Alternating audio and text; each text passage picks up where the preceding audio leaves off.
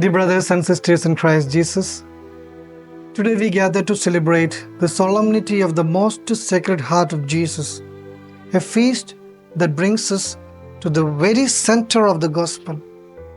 The unfathomable love of God reveals in the heart of Christ. The heart, in biblical language, is the place of decision, affection, identity. So to say, Sacred Heart is to say holy love, a love that is not abstract but wounded and poured out for each one of us.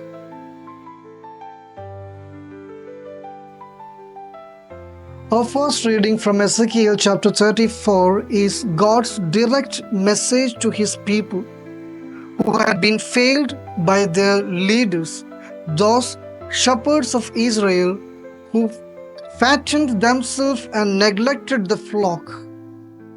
God responds not with destruction but with this powerful promise: I will search for my sheep. I will rescue them. I will bind up the injured and I will strengthen the weak. This prophecy finds its fulfillment centuries later in Jesus Christ, who declared in John chapter 10, I am the good shepherd, who is the divine shepherd who doesn't abandon us in our lostness but comes looking especially for the weak, the broken, and the wounded.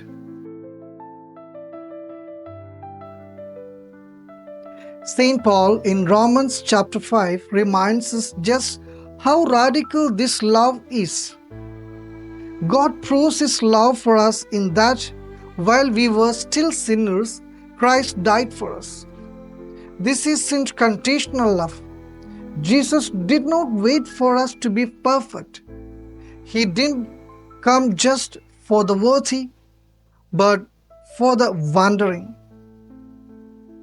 Historically, crucifixion was the most shameful form of execution in the Roman world, designed not just to kill, but to humiliate and erase. Yet this is the method Christ chose to show his love.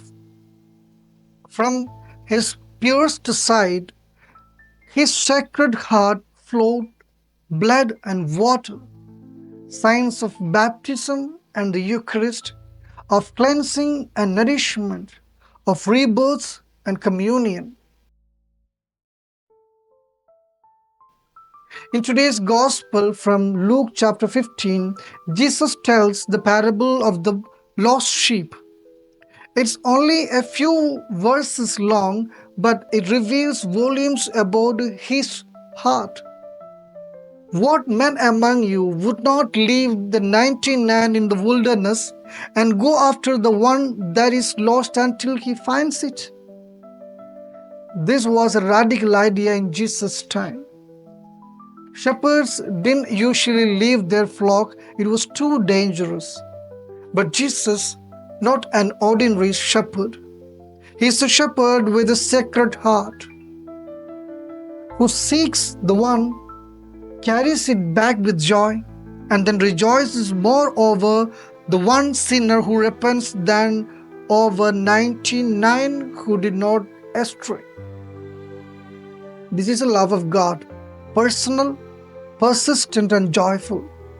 The Sacred Heart shows us a God who is not indifferent to our pain or failure, but who suffers with us and never stops seeking us.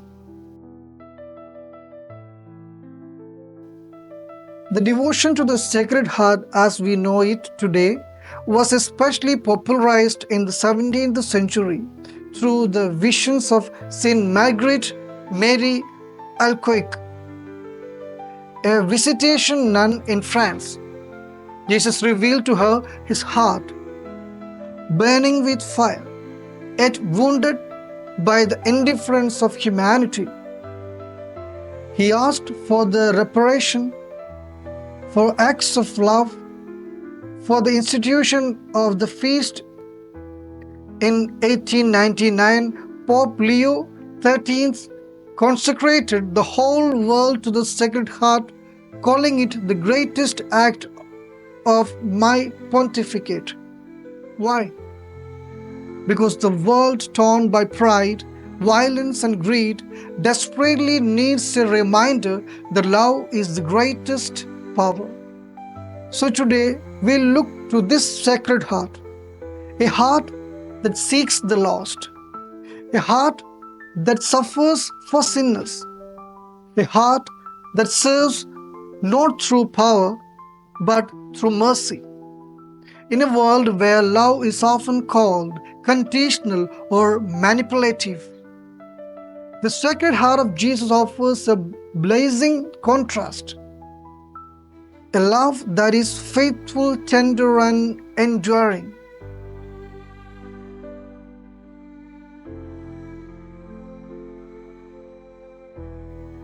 Let's look at the practical applications.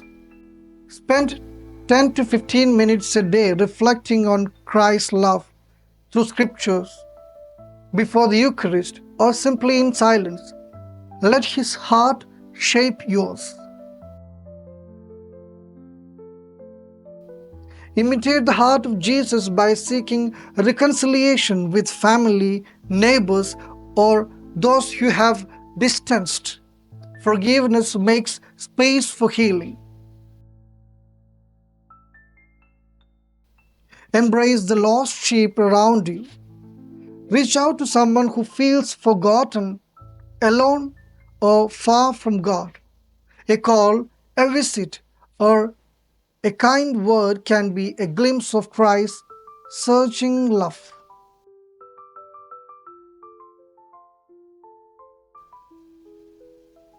O Sacred Heart of Jesus, you love us with a divine tenderness. Teach us to love as you love, to forgive, to seek the lost, and to live for others. Make our hearts like yours. Amen.